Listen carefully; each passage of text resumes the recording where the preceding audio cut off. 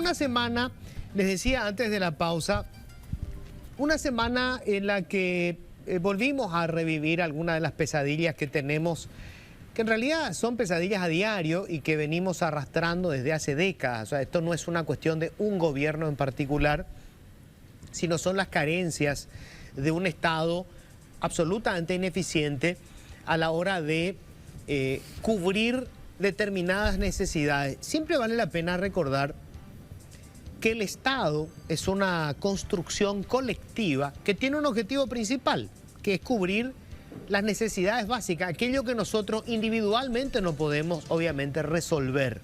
Por ejemplo, la salud pública, la educación pública, la infraestructura, el transporte público. O sea, todas estas cuestiones se resuelven a nivel de Estado. O sea, para eso creamos esa institución que se alimenta con nuestro dinero. Recordemos que nosotros pagamos los impuestos. O sea, esto no es gratis, no nos hacen una concesión graciosa. Cuando aparecen algunos líderes políticos hablando de su partido como si fuera una entidad benéfica, nos mienten.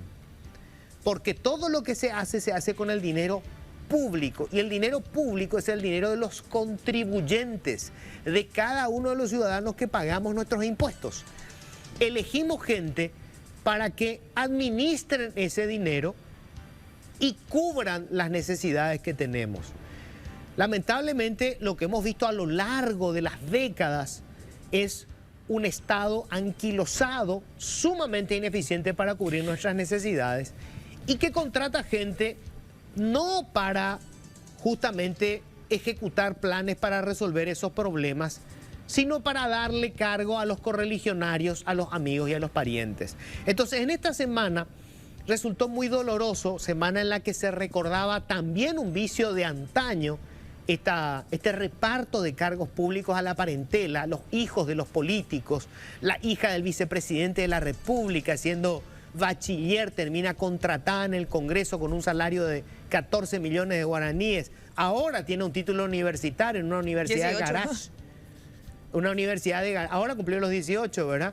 No, perdón. 18 millones. 18 millones. Y ahora tiene un título en una universidad de garage donde consiguieron título todos los parientes del vicepresidente de la República, él incluido. Teníamos el hijo de una diputada. Roya Torre y varios, o sea, veíamos gente de la oposición también, legisladores de la oposición con toda la parentela metida en el Estado. Y justo en ese momento en el que te provoca bronca, porque la gente que labura en el sector privado, que es donde se genera la riqueza, no en el Estado, sabe lo que cuesta llegar a tener un salario, ya no digo de 18 millones de guaraníes, tener un salario mínimo. Tener un salario mínimo, lo que cuesta en el sector privado. Entonces ya había indignación cuando otra vez vemos esas escenas que se dan a diario. Esta vez ocurrió en el INCAM. Esto pasa en todos los hospitales públicos. Es más, resulta casi insultante que el presidente de la República nos quiera decir que se sorprende porque visita accidentalmente un hospital y descubre la situación que se vive en ese hospital. Vamos. Fue ministro de Hacienda, sabe perfectamente lo que se vive en los hospitales públicos. No es que sea la culpa del presidente Peña, ojo, esto se viene arrastrando desde hace décadas, pero tampoco hagamos el disparate de hacer como que, ¡ay, nos sorprendemos! Y 2 días después anunciamos que se va a construir un hospital, como si con eso fuéramos a solucionar el problema. Pero esto ocurría en el hospital, nada menos que en el Hospital del Cáncer. ¿Y por qué es particularmente dramático? Porque obviamente quien asiste al Hospital del Cáncer ya vive con el Jesús en la boca, ya está con el pánico de saber que tiene una enfermedad que obviamente incrementa el riesgo de muerte, porque cáncer es una palabra que nos mete miedo, sí. Cáncer es una palabra que suena a muerte, aunque hoy haya muchas formas de poder combatir la enfermedad, pero hay gente que ya está aterrada y esa gente, mucha de ella viniendo del interior. Había una señora que contaba kilómetros, tuvo que volver, ella viajó un día antes para poder tener su tratamiento. Y resulta que estando allí, y esto tampoco es culpa de los administradores de turno del hospital, esto es como viene funcionando, mal funcionando el Estado. Se descompuso una máquina, o 2 máquinas, se llama campana eso, que, digamos, son claves para el lugar en donde se prepara la medicación química para la quimioterapia. Y se tuvo que suspender. O sea, una mujer que viajó kilómetros para llegar a ese lugar, que ya está con el miedo de saber si su terapia va a funcionar o no, si va a vivir uno, como decía una señora, yo quiero vivir por lo menos 3 años más, decía esta mujer. Y allí resulta que se entera que no funciona. O sea, que no se suspende porque la máquina dejó de funcionar. Creo que había un solo técnico y el técnico no estaba porque fue hasta el lugar en donde la ministra de Salud iba a hacer una inauguración. O sea, se fue para un acto protocolar. Ni siquiera es culpa del hombre, ¿eh? Ojo, lo más seguro que le dijeron, mira, la ministra va a inaugurar y tenés que ir. Por si pasa algo con una máquina. Probablemente tampoco la ministra dijo, che, tráiganme al técnico. No, así funciona esto desde siempre. El engranaje. ¿Qué es lo que molesta cuando se hace otra vez pública este tipo de situaciones, ¿verdad? Que aparezcan estas cuestiones efectistas, como lo del presidente de la República, que supuestamente va a visitar el hospital y habla con la primera dama como si no supiera lo que está pasando, o anuncian que van a construir un hospital como si eso solucionara todo. Lo que molesta es que no hay una información desde el gobierno sobre, bueno, ¿cuál es el plan a ejecutarse en el mediano y largo plazo? Esto no se va a solucionar mañana. Pero ¿qué vamos a hacer de acá a 20 años para que en algún momento esto deje de ser el drama que supone? Y eso es lo que no sabemos. El presidente o el equipo de gobierno, lo que fuere, no nos dicen este es el plan. Vamos a ir a un modelo como el que tiene Uruguay, un sistema universal de salud.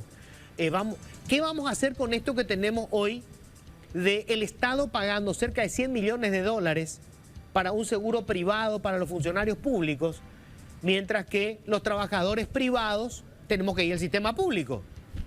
O sea, es un sentido. El que trabaja para el Estado se va a un seguro privado y el que trabaja en el sector privado se va al sistema público a padecer todo lo que tenemos en los hospitales públicos. Esto es lo que da bronca, lo que genera molestia y va acumulando, digamos, la ira de la gente. Y sobre todo para aquellos que tienen que padecer este drama de enfermedades catastróficas como el cáncer. Porque esto no afecta solamente a la gente de escasos recursos. Convengamos que en Paraguay, si vos sos de clase media y te pillaron un cáncer, en 2 meses podés estar en la puta calle. Porque tenés que vender todo para poder pagar. Vos sabés lo que te cuesta una quimioterapia, lo que te cuesta cualquier procedimiento.